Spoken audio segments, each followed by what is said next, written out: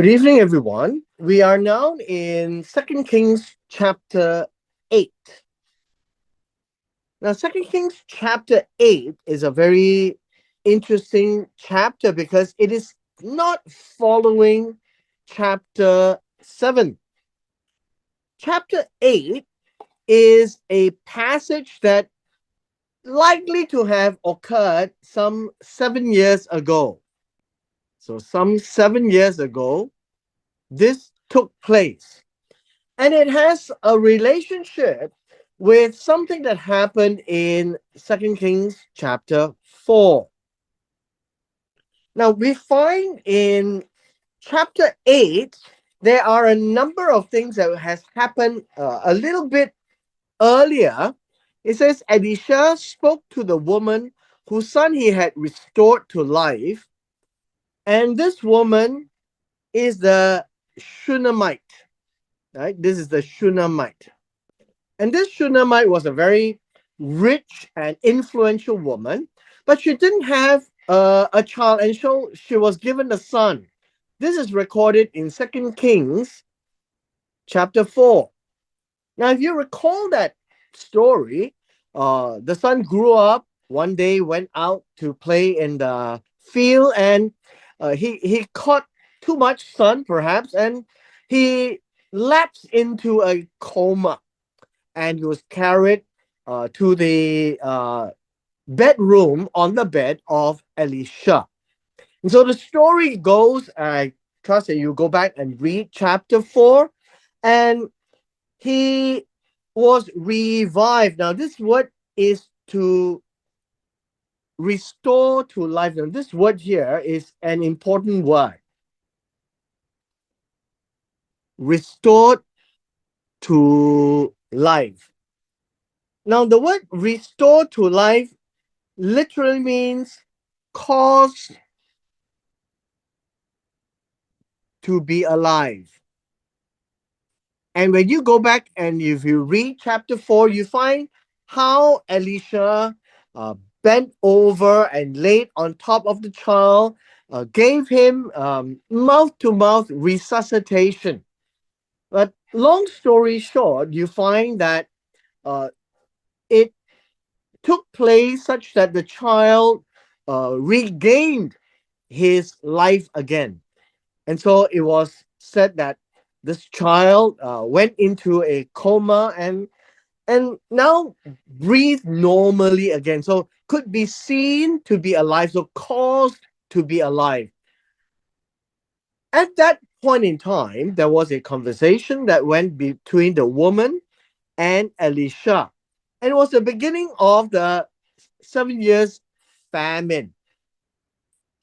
Elisha said, "Arise and go with your household and live wherever you can live. For the Lord has called for a famine, and it will indeed come on the land for 7 years." So, two things we need to understand on the land, and this is likely to be only Israel, which is the north. We are not told if this was affecting the south, because the south is Judah, and it appears that it was unlikely it was only affecting the north for a period of 7 years. Now, chapter 7 speaks of the event towards the end of the 7 years with the siege laid by the king of Aram, king of Syria. Now, in chapter 8, it goes back to the event in chapter 4 and speaks of this famine of 7 years. So where did the woman go? Then the woman arose and then decided on her own, according to the word of the man of God, which would be Elisha. And then there's another and then here. She went with her household, and then she resided in the land of the Philistines for 7 years. And so now we are told, went to the land of the Philistines, and it was for 7 years. This is for the same duration. And we're now at the end right? We are at the end of the period, and she had been staying in the land of the Philistines.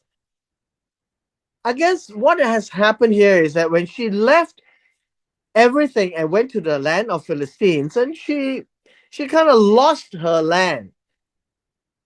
So we read in verse 3, and then at the end of 7 years, the woman returned. So we have this word and then here from the land of the Philistines. And then she went to appeal to the king for her house and for her field. Because at this point in time, she found that she had lost everything. Remember in chapter 4, this woman was a mighty woman, meaning she's prominent, she's rich, she's very able, and she's a businesswoman. She can do many things on her own, except that she didn't have a son. Now that she has left and come back, she has lost everything. And so she is making an appeal to the king of Israel for her house and for her field. Very similar to what had happened to Naomi. Verse 4.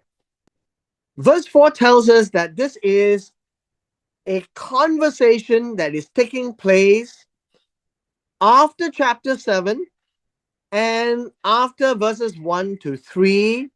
That was the background. The king was speaking to Gehazi, the servant of the man of God, saying, please tell me all the great things that Elisha had done. Now remember, a few things have to bear in mind. One is that Gehazi has the Mizorah. He was inflicted with the Mizorah with his descendants after the event of Naaman, the general of Syria, who came, who had this skin disease, had to bathe in the River Jordan 7 times, and then Gehazi was too greedy to want to have money, and as a punishment, he took on the Mazorah that Naaman had.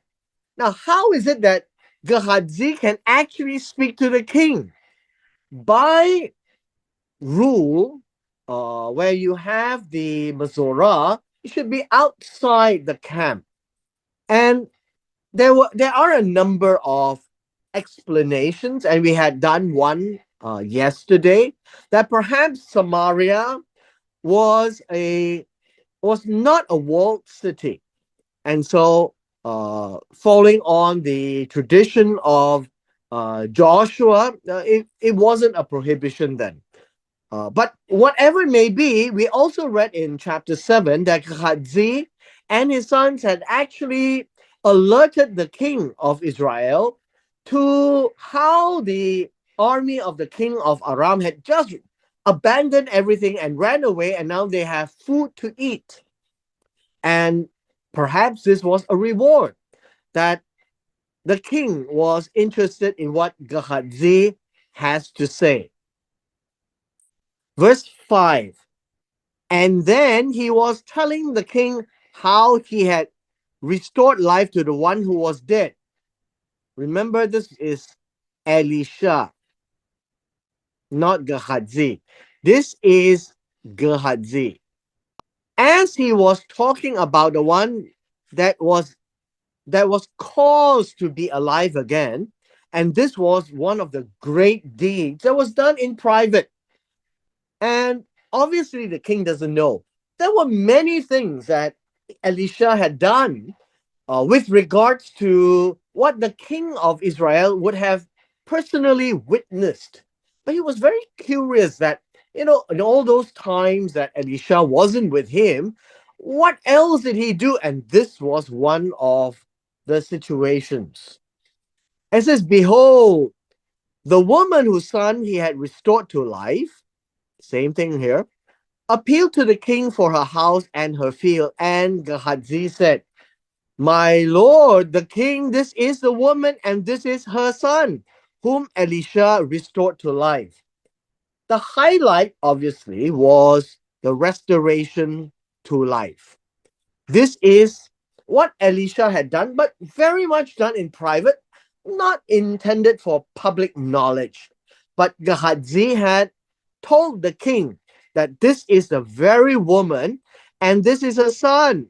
As a testimony, he is still alive.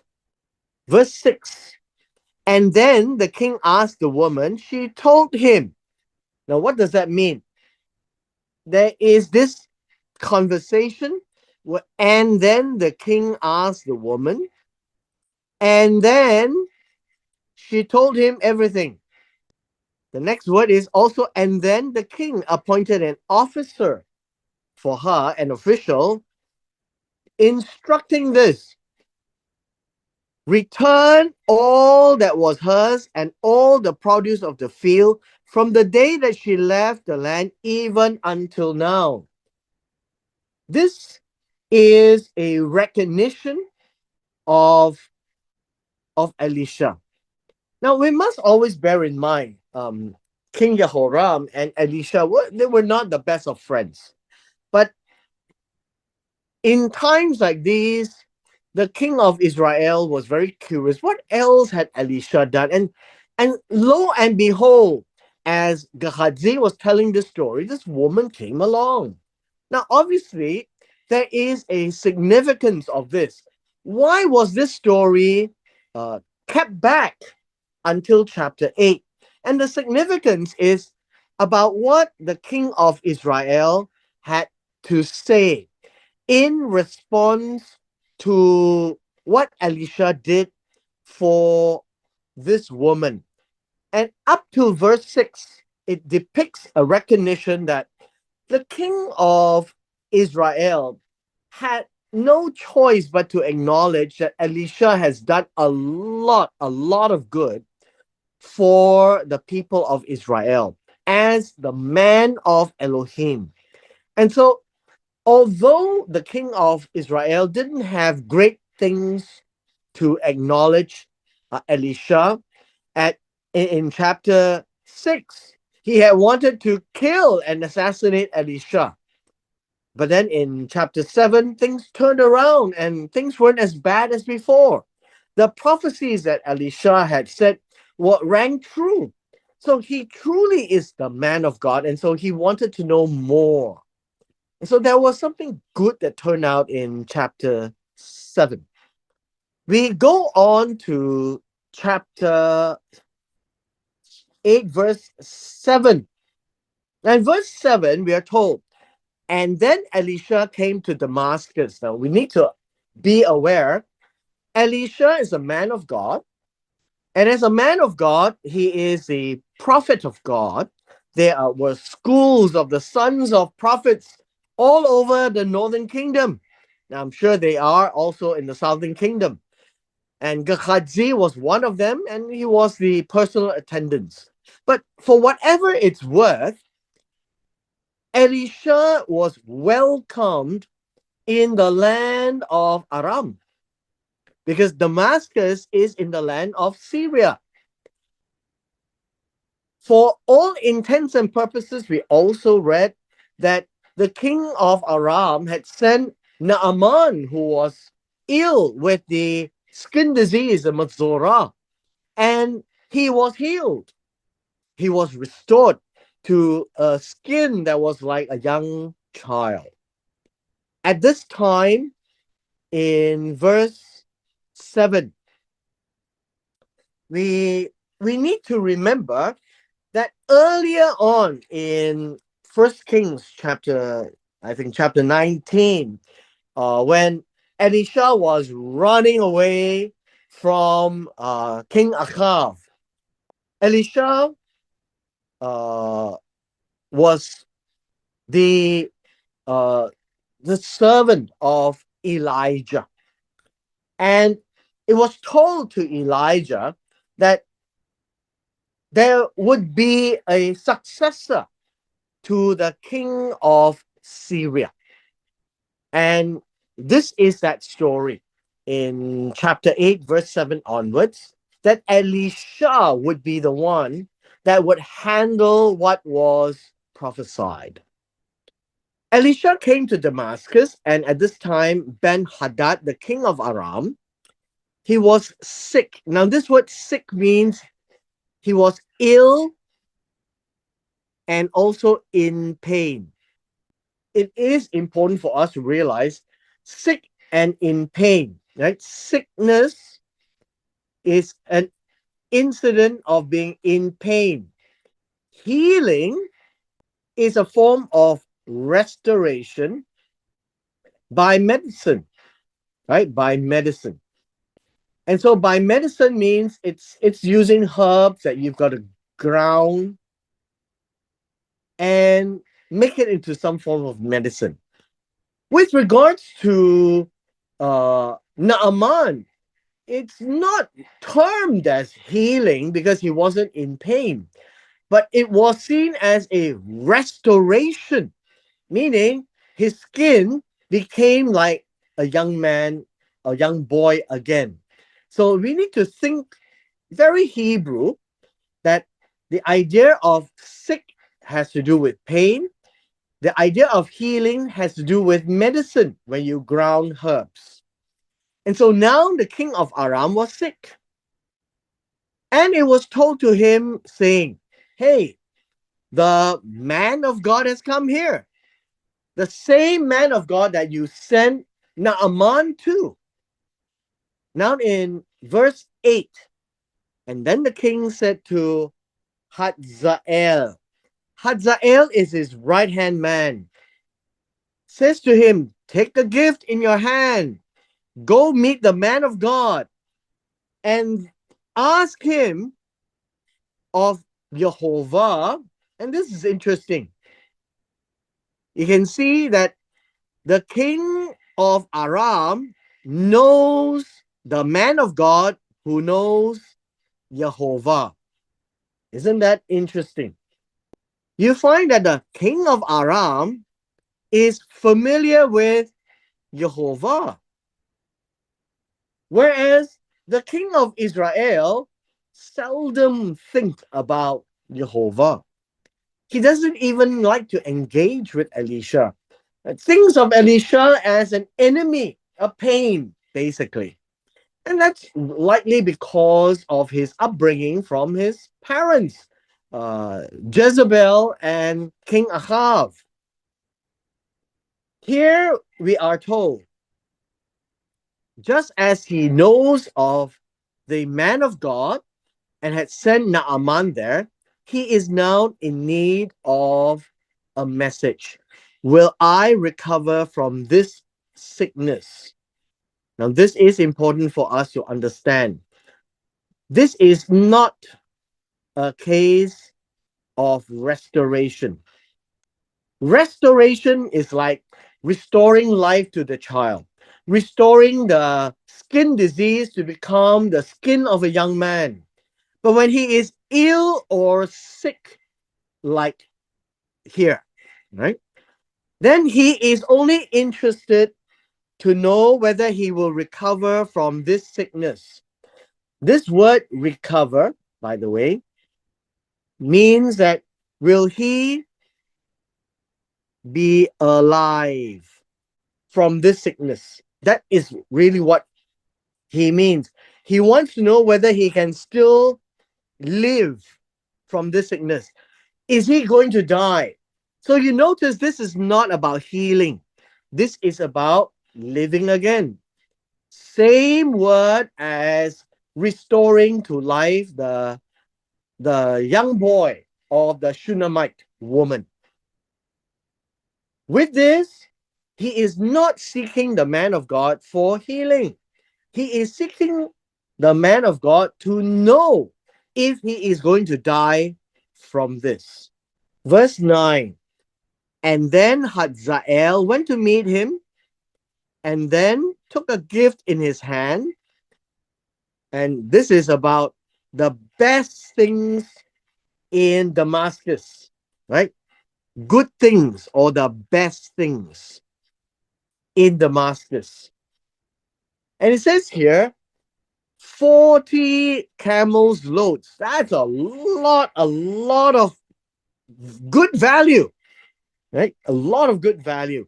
And then he came, and then he stood to his face, and then he said, so you notice it's a series of events, right? Series of events. It says, your son, Ben Hadad, king of Aram, has sent me to you. Notice when you say the word son, son would refer to somebody younger than Elisha.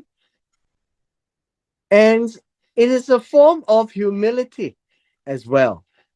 And he asked, will I recover from this sickness? Now, remember this word recover. Will I still be alive from this sickness? This is what is important for us to understand. It's not about healing, it is about restoration of life, that he will be alive. This is not a case of healing, right? Not healing, not restoration by medicine. Verse 10.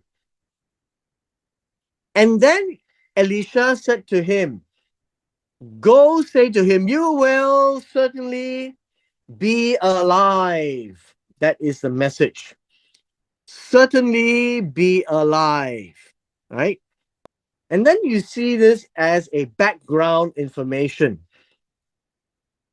But the Lord has shown me that he will definitely die. Now, what does this mean? It means that Elisha, by speech, said to Hazael that the king will live. But this is the background. How does Elisha know anything? Elisha knows things by God showing him. And Elisha has seen it, but the king will die actually. So is he telling a lie? And the answer is no. Remember, this is a form of misdirection. There is a reason for this, and it's to save lives and the lives of the Israelites. We have talked about this before. There are specific words that define lies and deceit. This is not one of them. In verse 11, and then he stood there to his face. This is the word. And then he stood to his face, just quietly looking at him until he was embarrassed. And then the man of God wept. All of these are related information. Why did he weep? Because he was trying to misdirect the king. That go tell the king he will be okay, but he will not be okay. How is he going to die? Elisha doesn't know, but Elisha knows that he is not going to live. All right. There is a reason why, because he is afraid that the next king will come and the next king will be very brutal to Israel. Verse 12. And then Hazael asked, why is my Adoni? Why are you crying? Now, this idea of crying is to shed tears, right? Weeping, shed tears. Why? Now, you need to understand Hazael has no idea. And obviously, if you were there, you would not have any idea. Why would the prophet burst out in tears? We now say that, and then he answered, because I know the evil that you will do to the sons of Israel.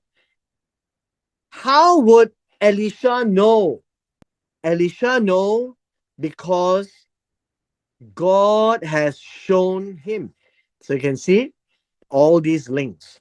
The evil that you will do to the sons of Israel. You will set their fortified cities on fire. You will kill their young men with the sword. The little ones you will smash to pieces, and you will rip up their pregnant women. These are very cruel acts. And these are acts against the sons of Israel. Why? Because it is you who will do it. Who is you?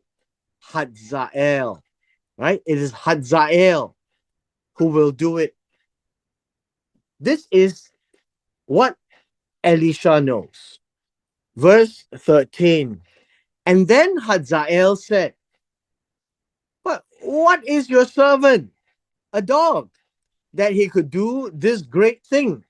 Now, we need to bear in mind this word here, a dog. This word is Caleb. Caleb, as the word uh, to be translated as dog, literally means that he is somebody who is at the beck and call of somebody else. He has a master. He cannot do anything by himself.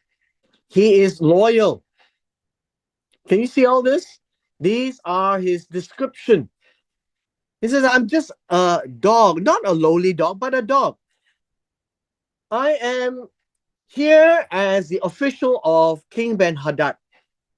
So how could this servant do this great thing of the evil? And then Elisha answered, Jehovah has shown me that you will be king over Aram. What does this mean? It means that after Ben-Hadad, he will certainly die. Then Hazael will be king. Now, what is so significant about this is that it is shown by God that Hazael will be king over Aram, and God will permit him to be king, even though God knows that he is going to do that evil thing. Verse 14. And then he left Elisha and then came to his master, the king, who said to him, the king Ben-Hadad said, what did Elisha say to you? And he answered, Hazael answered, Elisha told me that you will certainly be alive. Right? That would be the same words that Elisha had said. Verse 15. And then on the next day, and then he took the cover and dipped it in water. And the reason for him to do that was that Ben-Hadad had a fever. And this is the way to cool, right? And then he spread it over his face. Then we have these words here. And then, this word here is, and then he died. So that he dies, and then he died. What did Hazael do? Is that Hazael smothered him, suffocated him with this towel dipped in water. You can say that this is a murder, right? This is a murder. And then Hazael became king in his place. So now what do we have? We have Ben-Hadad. Next will be Hazael. This is Aram. Verse 16.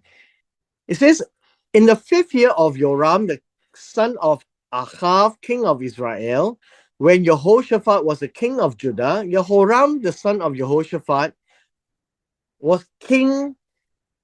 The son of Jehoshaphat became king. So what basically it tells us is the timing. In the 5th year of Joram, the son of Achav, king of Israel, then you find that Jehoram in the south became king. So in the 5th year, this is Jehoram. Here is also Jehoram. One of the confusion is this. There are a number of kings in the north and south who carries the same name. One of them is Jehoram. The other one is Ahaziah. So this is basically to tell us with the northern king and the southern king. They became king at different points in time. Verse 17, he was 32 years old when he became king. He reigned for 8 years in Jerusalem. So we say here, 8 years. He walked in the way of the kings of Israel, just as the house of Ahav had done. For Ahav's daughter was his wife, and he did evil in the sight of the Lord. Now, what does this mean? It means this: Jehoram's wife is the daughter of Ahav, which is also the sister of Jehoram up here. And so you find that, they're all interrelated. And so Jehoram of the south is actually a son-in-law of King Ahav. And he walked in the way of the kings of Israel, influenced by the daughter. All right. Verse 19. He says, but the Lord did not want to destroy Judah because there was a promise to David.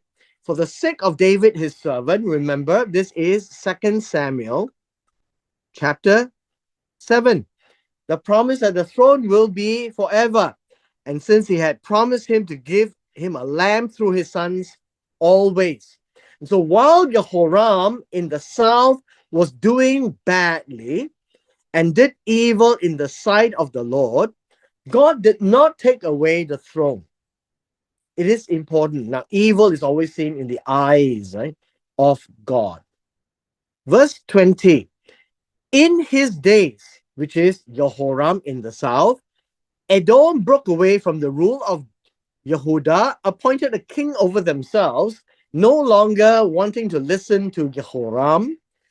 And then Jehoram crossed over to Zaire, all his chariots with him, and he got up at night and struck the Edomites who had surrounded him, the captains of his chariots, but his army fled to their tents.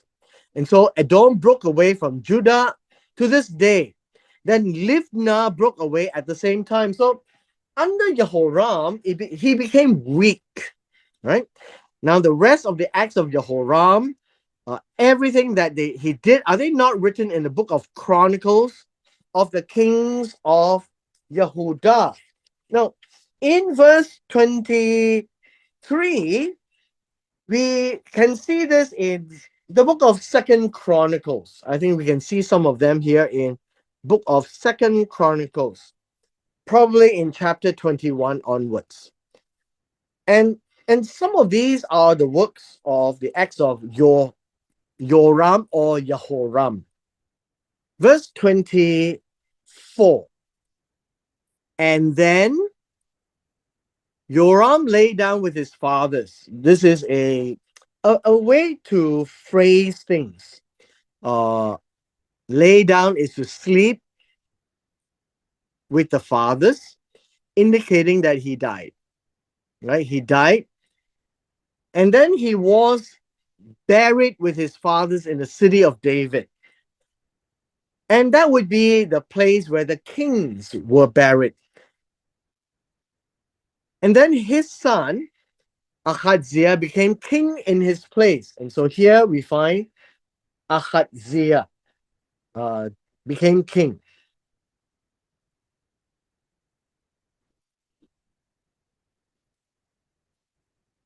We continue to read verse 25. In the 12th year of Joram, the king of Ahav, the king of Israel, Ahaziah, the king of Jehoram, began to reign, which we are talking about this one here, right? And this would be in the 12th year. Ahaziah began to reign. Ahaziah was 22 years old when he became king. In verse 26, and he reigned for only 1 year in Jerusalem. Then we are told of another interesting fact. His mother's name was Athaliah, the granddaughter of Omri, king of Israel. So we find that the mother of Ahaziah, is Athaliah. and he was the granddaughter. That would be a much better, the granddaughter of the king of Omri.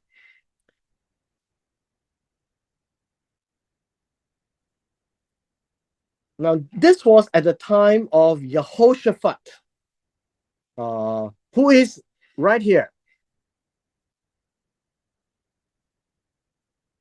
Jehoshaphat, the wife's name is Atalia.